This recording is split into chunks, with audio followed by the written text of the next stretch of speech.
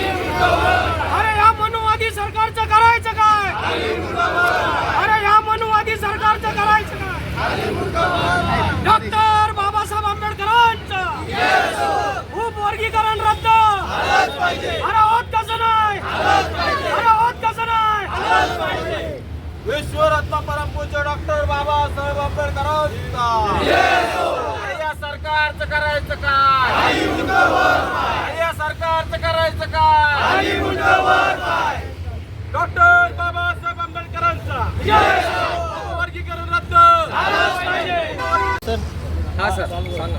आज आंबेडकरवादी पक्ष संघटनेच्या वतीने SC ST अपगट उपवर्गीकरणाच्या विरोधामध्ये आम्ही धरणे आंदोलनचा कार्यक्रम या ठिकाणी दिलेला आहे. केंद्र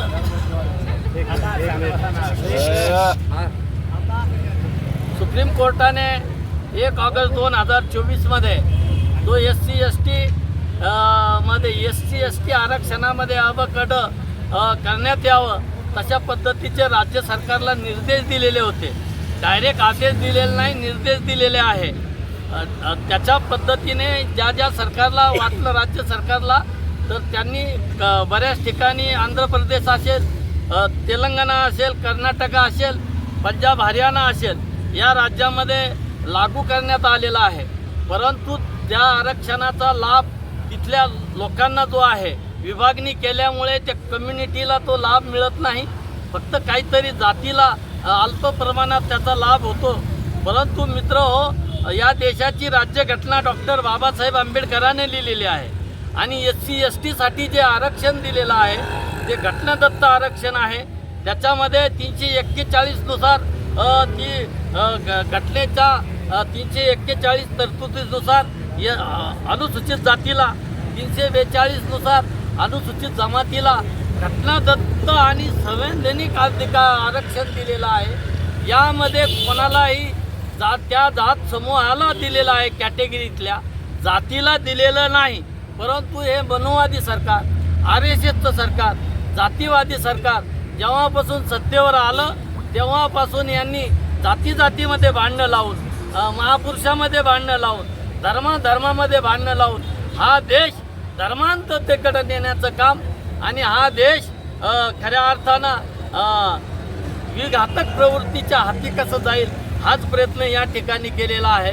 परंतु असे कुठलाही पद्धतीचा हस्तक्षेप करण्याचा इथला राज्य सरकारला नाही, केंद्र सरकारला नाही, सुप्रीम कोर्टाला नाही.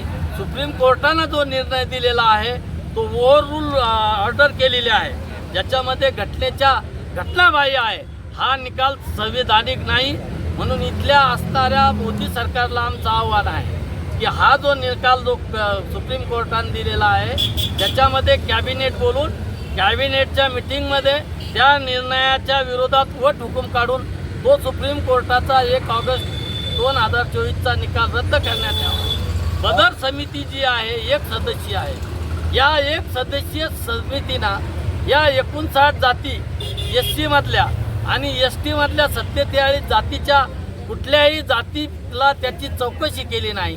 त्यांचं सामाजिक आणि आर्थिक राहणीमान कसं आहे, शैक्षणिक राहणीमान शैक्षणिक कसं आहे अशा पद्धतीची कुठलीही चौकशी केली नाही. यांनी कार्यालयामध्ये SC मध्ये बसून तो अहवाल दिलेला आहे आणि राज्य शासनाने तो अहवाल स्वीकारलेला आहे. परंतु तो अहवाल जनतेसाठी SC ST समुदायासाठी ओपन केला नाही, खुला केला नाही आणि त्यांनी त्याच्यावर हरकती आणि सूचना मागितलेल्या आहेत. लोकांनी आपल्या हरकती आणि सूचना तो अहवाल ओपन न केल्यामुळे कशावर द्यायचा हे लोकांना संभ्रमित करण्याचं काम या ठिकाणी केलेलं आहे. आमचा जो मातंग बांधव आहे या मातंग बांधवाच्या काही जे लोक आहे, काही प्रमाणात 1-2% RSSचे जे लोक आहे हीच ही मागणी धरून लावतायत. यांना BJP आणि RSSचे लोक आंदोलन करण्यासाठी गाड्या घोड्या पुरवत आहे आणि मातंग वर्सेस बौद्ध अशा पद्धतीचा वाद निर्माण करून या SC समूहातून वेगळी जात कशी होईल आणि आपलं मतदार कसा होईल हा प्रयत्न इथला जातीयवादी सरकारचा आहे. म्हणून आमच्या ज्या काही 2 मागण्या आहे या ठिकाणी या राज्य शासनाने बदर समितीचा जो अहवाल स्वीकारलेला आहे तो अहवाल रद्द केला पाहिजे ही आमची पहिली मागणी आहे. केंद्र सुप्रीम कोर्टाने 1 ऑगस्ट 2024मध्ये जो निर्णय दिलेला आहे, केंद्र शासनाने वट हुकूम काढून तो निर्णय रद्द करण्यात यावा अशी दुसरी मागणी आहे. जर या महाराष्ट्र शासनाने आमच्या मागणीकडे दुर्लक्ष केलं तर आम्ही निश्चितपणे राज्य शासनाच्या मंत्रालयाला घेराव घातल्याशिवाय आंबेडकरी समाज राहणार नाही हा इशारा या निमित्ताने देतो. श्रावण भाऊ, 59 जातीपैकी काही जाती ज्या आहेत ते समर्थनार्थ आहे. आज त्यांचा मोर्चाही होता राजू चौकला, पण तो रद्द करणार आहे. काही जातीला समर्थन करता याचं म्हणणं काय आपलं? ज्या जाती त्यांचं समर्थन करताय हे RSSच्या नांदी लागलेले आहे. हे RSSना पोचलेलं आहे. RSS यामध्ये जातीमध्ये दुपळी करण्यामध्ये 2-5% यशस्वी झालेला आहे. परंतु आम्ही आमच्या बांधवाचं अबकड उपवर्गीकरणाच्या परिषदा घेऊन त्यांचं काउन्सिलिंग करून त्यांना या निर्णयापासून प्रवृत्त करण्याचं काम आंबेडकरी चळवळ करणार आहे. ते आज ज्यांनी आंदोलन केलं होतं ते आंदोलन पुढे ढकललेलं आहे. परंतु जे काही आमचे बांधव आहे, आम्ही SC समूहामध्ये ज्या जाती आहे एकूण ते सगळे आमचे बांधव आहेत. घटनाकारांनी समूहाला जातीला पाहून नाही, त्या जातीतल्या समूहाला पाहून आरक्षण दिलेलं आहे. आणि जे लोक या ठिकाणी त्यांना समर्थनात आंदोलन करतायत त्यांना फंडिंग सगळ्या पद्धतीचं फंडिंग RSS आणि BJP पुरस्कृत सरकार हे पुरवत आहे असा आमचा जाहीर आरोप आहे. सर, याच्यामध्ये त्यांचं म्हणणं असं आहे की काही जाती ज्या आहेत शैक्षणिकदृष्ट्या, नोकरी आणि सामाजिकदृष्ट्या आणि राहणीमान हे त्यांचं चांगलं झालेलं आहे आणि आम्ही तसेच राहिलं असं त्यांचं म्हणणं आहे. असं बात नाही आहे, कारण भारतीय राज्यघटना 26 जानेवारी 1950 पासून सुरू झालेली आहे आणि फंडामेंटल राईटमध्ये मूलभूत अधिकारामध्ये शिक्षणाचा अधिकार दिलेला आहे. 21 अधिकार जे इथल्या नागरिकाला या राज्यघटनेने प्रदान केलेले आहे त्यापैकी शिक्षणाचा अधिकार हा मूलभूत अधिकार आहे. आता ज्यांनी शिक्षण घेण्याची जबाबदारी ज्याच्यावर होती त्यांनी शिक्षण घेतलं नाही म्हणून आमचं आरक्षण यांनी पळवलं हा आरोप करणं चुकीचं आहे. आपलं नाव sir? Shravan Gaikwad. Thank you. Doctor Babasaheb आंबेडकरांचा आजचे आंदोलन कशासाठी ठेवलेले आहे? आरक्षणाअंतर्गत कडमध्ये जे उपवर्गीकरण करायचं त्याकरता हे आंदोलन छेडण्यात आलेलं आहे.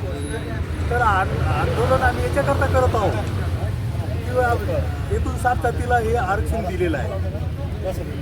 SCच्या 59 जातीला आरक्षण दिलेलं आहे. त्यामध्ये फक्त बौद्ध समाज, चर्मकार बंधू आणि काही प्रमाणात जे शिकलेले मातंग बंधू आहेत त्यांना या आरक्षणाचा फायदा नक्कीच मिळालेला नाही. पण जे शिकलेच नाही त्यांना फायदा मिळालेला नाही. त्यामुळे त्या सरकारनं RSSच्या सरकारनं असं त्यामध्ये नमूद केलेलं आहे किंवा हा फायदा फक्त बौद्धांनीच उचललेला आहे, बाकीच्यांना त्याचा फायदा अजिबात मिळालेला नाही. ते सर्व चुकीचं आहे. पण ठीक आहे, ती एकच समिती त्यांनी स्थापन केली. एकच समिती म्हणजे बदलची समिती स्थापन केली. त्याच्यामध्ये सगळ्या पक्षाचे जे काही आंबेडकरवादीचं संघटना जमलेल्या आहेत त्याच्यातला एक प्रतिनिधी त्यामध्ये पाहिजे होता. त्या एकच समितीने कसला अहवाल सादर केलेला आहे हे कोणाला कळलं ते म्हणतात. त्याच्यावर तुम्हाला काय प्रतिक्रिया द्यायच्या, त्याच्यामध्ये काय आक्षेप नोंदवायचे ते आक्षेप नोंदवता येत नाही. कशावर आक्षेप नोंदवणार होता आपण? आरक्षण म्हणजे कसं, आरक्षण आपल्याला 2 प्रकारचं मिळालेलं आहे. एक राजकीय आणि एक शैक्षणिक आणि सामाजिक आरक्षण. डॉक्टर बाबासाहेब आंबेडकरांचा